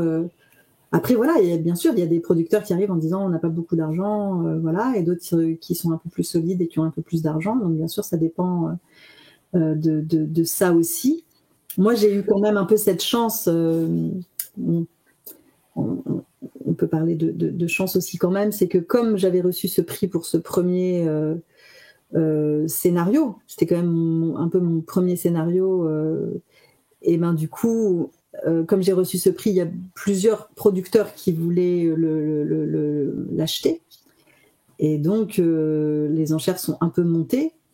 Et ce qui fait qu'en fait, le premier contrat que j'ai signé en tant que scénariste cinéma, et ben voilà, j'étais pas payée 10 000 euros. Donc à partir de là, pour la suite, c'est comme toujours, on part souvent parfois des scénarios qui ont été faits avant mais voilà. Mais par exemple, je sais qu'un Monde plus grand, j'ai été moins payée, mais le projet me plaisait, c'est pour ça que j'ai dit oui. Mais par contre, on a quand même séparé, quoi. On a quand même coupé en deux. La somme dédiée à l'écriture avec Fabienne Berthaud, donc c'était pas. J'ai jamais eu l'impression de m'être fait avoir ou utiliser ou après peut-être que je mets des limites, j'en sais rien, ou peut-être que je choisis quand même mes. Je dis pas oui à tout, ça c'est certain. Je filtre aussi quand même. Est-ce que du coup pour vulgariser peut-être à nos auditeurs, tu peux rappeler comment est rémunéré un scénariste sur un long métrage et différentes étapes? Exactement. Alors en fait, il y a ce qu'on appelle le step deal, c'est-à-dire que c'est un contrat qui va se faire en plusieurs étapes. Donc il y a une somme globale, je sais pas, on peut pas, je sais pas, 40 000, 50 000, 80 000, 100 000. Partons sur 50, comme ça au moins on arrondit, c'est à peu près, et on se rapproche à peu près des standards, on va dire, de moyenne production française, comme pour vulgariser un petit peu à ceux qui nous écoutent. Voilà, ça peut être beaucoup mieux payé que ça si c'est bien sûr. Et ça peut être beaucoup moins payé que ça, mais il faut faire quand même attention de ne pas accepter n'importe quel prix, quoi. Donc on va dire 50 000 euros. Alors je vais le dire vraiment à la louche, hein. On va dire qu'on vous promet 50 000 euros. Mais en fait, vous allez toucher 1 000 euros ou 2 000 euros à la signature du contrat. Peut-être 3 000 euros, je ne sais pas moi, à la remise de la première version du traitement ou quelque chose comme ça. Et après, vous devez peut-être en faire 3 versions. Donc, à chaque version, vous serez payé 3 000 euros, 3 000 euros, 3 000 euros, 3 000 euros, j'en sais rien, par exemple. Après, vous allez avoir une somme un peu plus importante pour la remise de la première version dialoguée, donc le premier scénario, où là, je ne sais pas, on va dire, ce sera peut-être 10 000 euros. Et peut-être qu'il faudra refaire au moins 2 autres versions qui seront à 3 000 euros chacune. Et là, je ne sais pas du tout où on en est parce que je dis n'importe quoi comme chiffre. Mais on va dire que vous allez avoir toute une partie qui sera payée sur les 50 000 euros.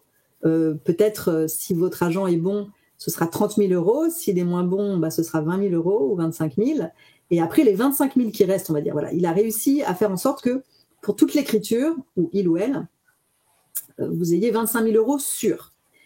Et les 25 000 euros qui restent, en fait, ils sont un peu... on participe au risque. C'est-à-dire que il y a une partie qui va être versée au premier jour de production, donc la mise en production. Donc ça veut dire que le film, normalement, quand il entre en production, il a quand même des grandes chances de se faire.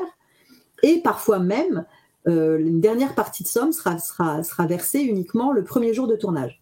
Et donc là, ça veut dire c'est pareil, si le film ne se fait pas, en fait, vous n'aurez été payé que les 25 000 € sur les 50 000 promis.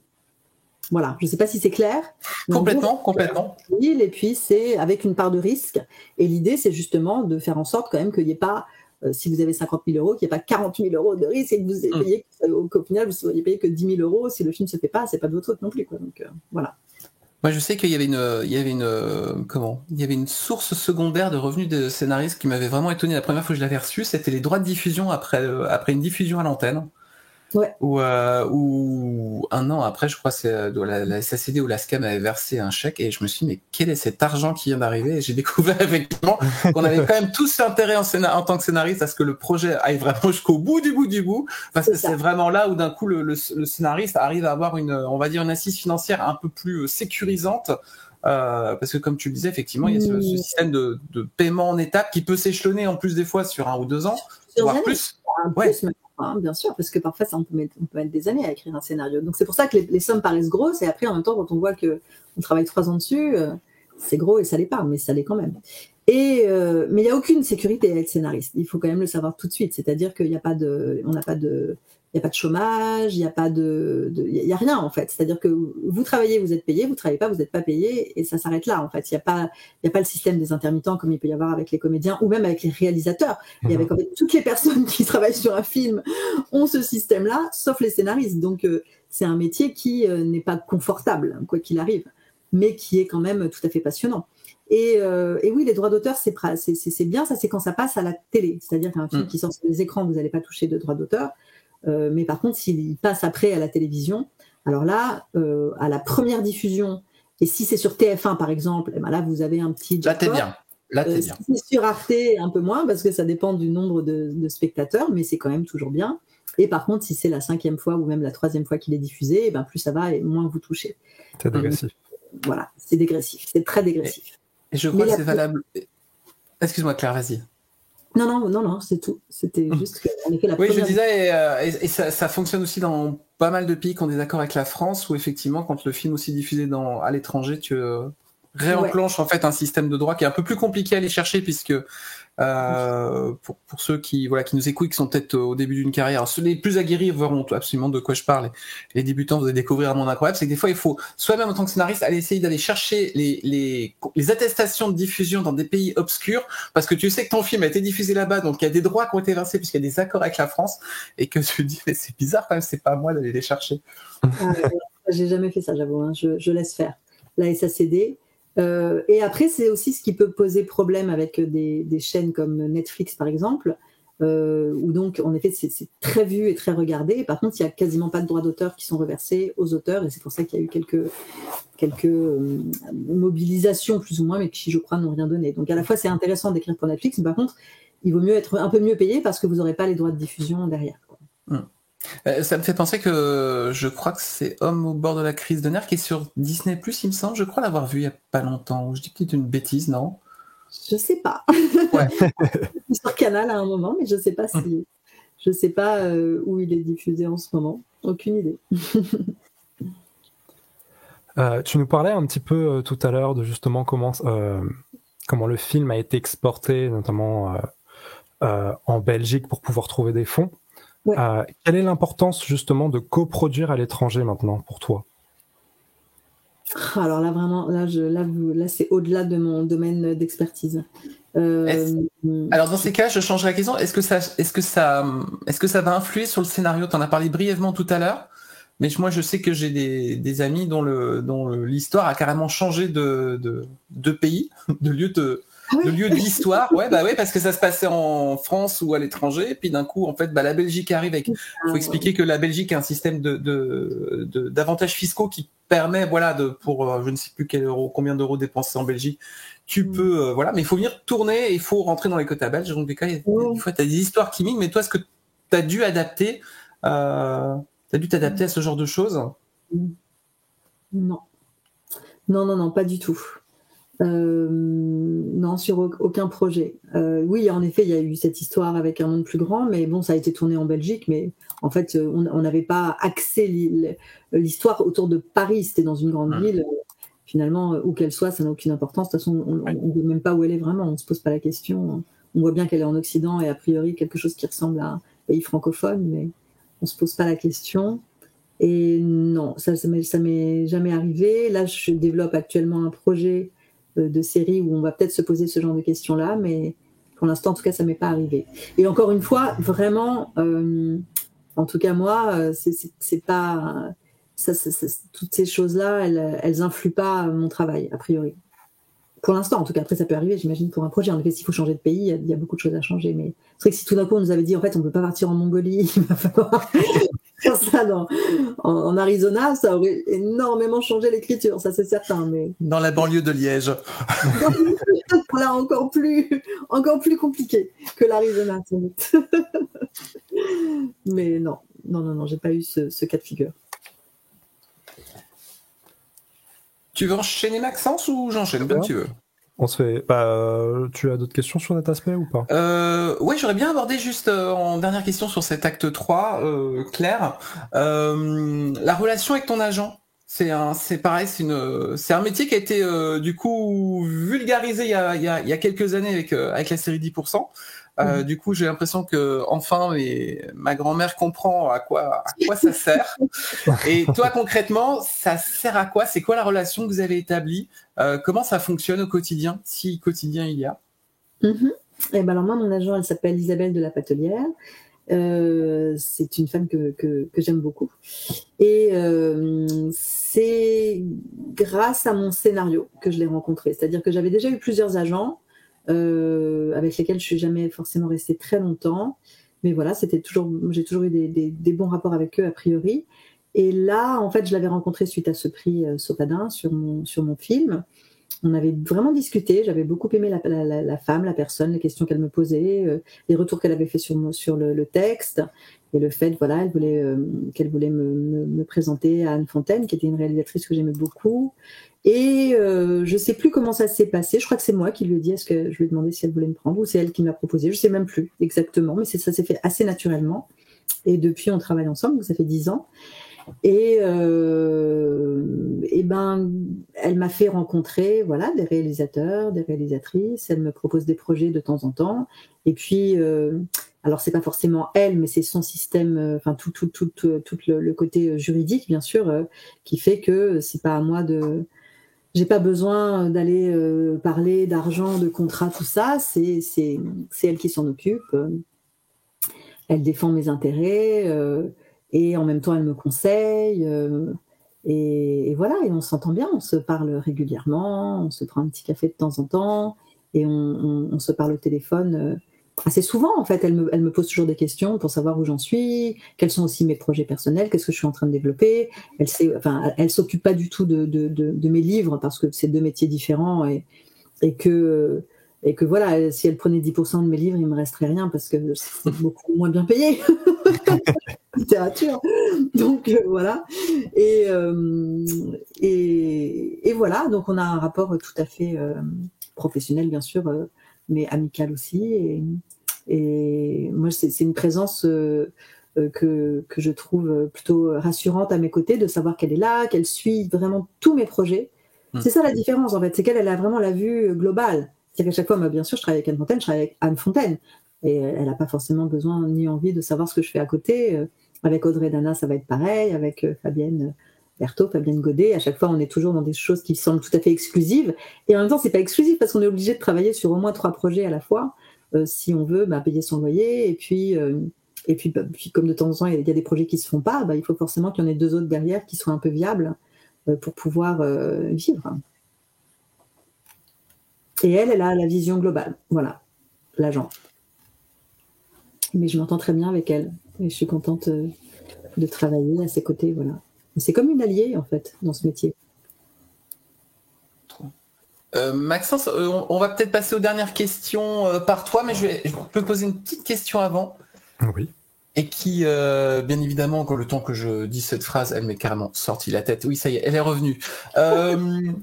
Moi, je me rappelle, quand j'ai commencé ce métier, j'ai un producteur qui m'a dit, tu sais, si on arrive déjà à faire 10% de ce qu'on écrit, enfin 10% qui va avoir une vraie vie, une vraie production, c'est déjà pas mal. Ce qui fait qu'on a tous en tant que scénariste, c'est le cas de Maxence, c'est mon cas, c'est ton cas, d'avoir des scénarios dans les tiroirs. Toi aujourd'hui, ça représente quoi le pourcentage de projets? Je parle vraiment là peut-être fiction, et je vais peut-être englober les romans avec, parce que c'est quand même intrinsèquement lié chez toi. Quel est le pourcentage de choses que tu as dans le tiroir et par rapport au pourcentage de choses qui a vu le jour ou qui va voir le jour d'une manière sûre et certaine, quasi sûre et certaine? Moi j'ai l'impression que la majorité voit le jour, la grande majorité, mais vraiment grande. Pour les romans, là je suis en train de finir mon prochain livre, mais il va voir le jour, j'ai déjà mon éditeur qui l'attend. Il y a ce fameux premier scénario qui va peut-être être tourné au printemps, donc si c'est le cas, il me restera pas grand-chose dans mes tiroirs. Et non, puis en plus parfois les choses mettent du temps, mais ça veut pas dire qu'elles vont pas se faire, donc j'ai très peu de choses, je crois, qui se font pas dans l'absolu. Mais après, c'est peut-être parce que je travaille pas non plus sur 100 000 projets. Donc, à chaque fois, je mets mon énergie vraiment sur quelques projets dans lesquels je crois. Et je travaille encore une fois. C'est aussi une question de avec qui on travaille. Hein. Quand vous travaillez justement avec une réalisatrice comme Anne Fontaine, par exemple, vous savez quand même que le projet a des chances de se faire parce que derrière, elle va au bout des choses. Elle se bat. Boléro, elle s'est battue pendant des années pour que le film existe. Parce qu'au départ il devait être au cinéma, après il y a eu le confinement, tout ça, donc il a été repris par Netflix, mais il y a eu un changement d'actrice, donc Netflix ne voulait plus faire le film si c'était pas l'actrice qui était prévue initialement, mais finalement ils ont dit mais si vous le faites au cinéma on coproduira, et voilà, et donc après c'est sorti, elle l'a fait, mais pour ça elle s'est battue comme une tigresse aussi, donc c'est aussi ça, un projet il peut vite être abandonné, ça dépend aussi de qui le porte. Et voilà, donc mes livres je les porte toute seule, et puis heureusement j'ai de la chance à chaque fois d'avoir, alors j'ai eu longtemps un éditeur qui maintenant ne publie plus, alors j'ai eu un grand deuil à faire, parce qu'il a vraiment suivi tous mes premiers livres, mais après voilà, j'ai trouvé quand tu parlais de l'exemple de Boléro, est-ce que le scénario il est resté le même selon ses aventures avec Netflix, le changement de comédienne et compagnie? Est-ce que toi tu as dû réintervenir dessus? Est-ce qu'il y a eu des conditions? Ouais. Par contrat, c'était mentionné ou c'était un contrat qui du coup devient additionnel parce que jusque-là on avait pensé que le scénario était très bien et que finalement c'est indépendant de ta volonté? Alors, est-ce que c'était par contrat? Je sais pas, parce que de toute façon, j'avais pas encore été au bout. Il y avait quand même de toute façon une partie qui m'attendait encore à la mise en production, je ne sais quoi. Donc, ça faisait encore partie des versions possibles. Oui, c'était des détails. Parfois, voilà, tout d'un coup, de se dire, tiens, il faudrait retravailler ça, ou alors il faudrait retravailler ceci. Donc oui, on est revenu dessus plusieurs fois au fil des années, mais pas de manière conséquente. C'était plus parfois pour développer un peu un aspect qui avait plu, je sais pas, à Netflix ou autre, et où tout d'un coup on se disait tiens, peut-être qu'on peut enrichir un peu plus ce rôle. C'est un work in progress en fait, tant que le projet n'est pas figé sur la pellicule, même s'il n'y a plus vraiment de pellicule aujourd'hui, bien sûr on peut encore faire des petites modifications, changer, parfois tout d'un coup il y a l'arrivée d'un comédien et ça va changer quelque chose. Je me rappelle entre autres avec Audrey pour Homme au bord de la crise de nerfs, quand ça a été Michael Gregorio qui a été plus que pressenti, qui a été choisi pour faire un des rôles, le rôle, un très joli rôle qu'il a fait pour elle, et il a discuté avec elle, il avait lu le scénario, et quelque chose est né de cet échange où il s'était dit peut-être qu'on pourrait le faire chanter ou quelque chose comme ça. Et donc ça a été rajouté au scénario par la rencontre avec le comédien, l'idée qu'il a eue et une espèce de projection hyper intéressante qu'il avait sur son personnage, et ça a fait grandir le personnage, et en effet on l'a ajouté. Mais voilà, ça c'est des choses, c'est parce que c'est une œuvre qui est en vie tant qu'elle n'est pas filmée en fait, et donc oui bien sûr on revient de temps en temps parfois. C'est pour ça qu'en fait parfois ça dure ça s'étend sur des années, mais par contre c'est pas tous les jours 24 heures sur 24 sur le même projet. Non, c'est parfois tout d'un coup on a un mois entier sur un projet, puis après il est en lecture, il est ailleurs, et hop on se concentre sur un autre. Et puis après, pendant que celui-là est en lecture, on se concentre sur un autre. Ou parfois, il arrive des moments où il y a tout en même temps et où il faut le lundi et le mardi être sur un, le mercredi, le jeudi être sur un autre, et ça jusqu'au dimanche. Voilà, ça arrive. Mais heureusement, c'est quand même assez rare que tout soit au même moment. Très souvent, ça se fait de manière assez harmonieuse. Et ben voilà qui clôture parfaitement l'acte 3. Maxence, je te passe la main sur les questions de conclusion. Ouais, donc pour conclure, on a décidé de prendre l'habitude de poser 3 petites questions toutes simples, dont on attend une réponse un petit peu au tac pour savoir en fait qu'est-ce qui te vient en tête quand je te pose ces questions-là. Okay. Donc la première, c'est quel est le film ou la série préférée de tous les temps ? Le film ou la série préférée de tous les temps, j'ai du mal à répondre au tac. Pour le coup, il n'était pas si facile. Trop de choses qui me viennent en tête. Je pense qu'une des séries qui m'a le plus marquée à l'époque, mais je ne sais pas si c'est ma série préférée de tous les temps, c'était peut-être 6 Feet Under. Ah, très bon choix. Parce que j'adore les sujets comme la mort, etc. Parce que c'était des magnifiques personnages, parce que c'était intelligent, c'était émouvant. Et voilà, et tout d'un coup, on avait l'impression que, tiens, avant, il y avait une différence cinéma-télé, et là, tout d'un coup, la télé avait la qualité d'écriture du cinéma. C'est vrai. Ça ouvrait des nouvelles portes, voilà. Alors, le scénario, ou peut-être du coup le livre te concernant que tu aurais aimé écrire ? Le scénario ou le livre que j'aurais aimé écrire... Quel scénario ou livre j'aurais aimé écrire ? Peut-être en livre... Oh là là, je sais pas. J'adore L'Idiot de Dostoïevski, mais je sais pas si j'aurais aimé l'écrire. D'accord. Mais j'aime les personnages et j'aime ce livre, voilà. Très bien. Et ton dernier coup de cœur cinématographique ? Tatami. D'accord. Très très très beau film iranien, en noir et blanc, c'est une petite perle. C'est quasiment unité de temps, de lieu, d'action. Tout se passe pendant un championnat. Et c'est incroyable, que ce soit en termes de réalisation, en termes de jeu, en termes de sujet, de tout. C'est très beau, c'est très puissant, très bouleversant. Et voilà, c'est le dernier que j'ai vu, je crois, et vraiment, il m'a beaucoup plu. Super, j'allais regarder ça pour le coup parce que je ne le connaissais pas. Alors, je ne sais même pas s'il est encore en salle, il a dû rester 1 semaine. C'était Anne Fontaine qui m'avait dit d'aller le voir parce que c'était un projet qui pouvait être proche. Et c'est vraiment, c'est très réussi, c'est très beau, c'est très poignant.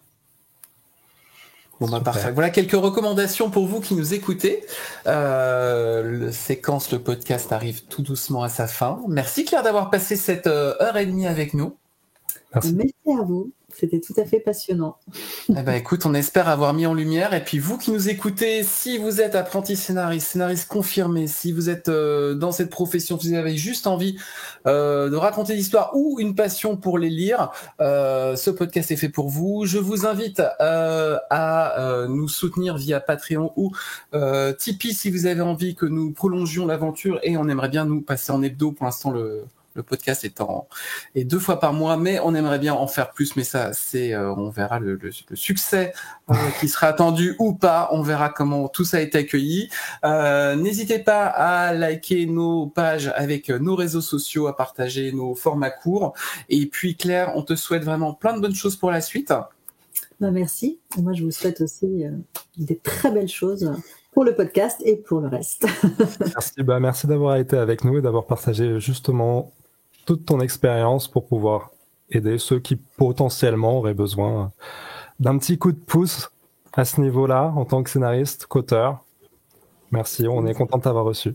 Avec plaisir, merci à vous. Et puis merci Maxence, et puis on se retrouve très vite pour un prochain numéro. À bientôt. Salut tout le monde.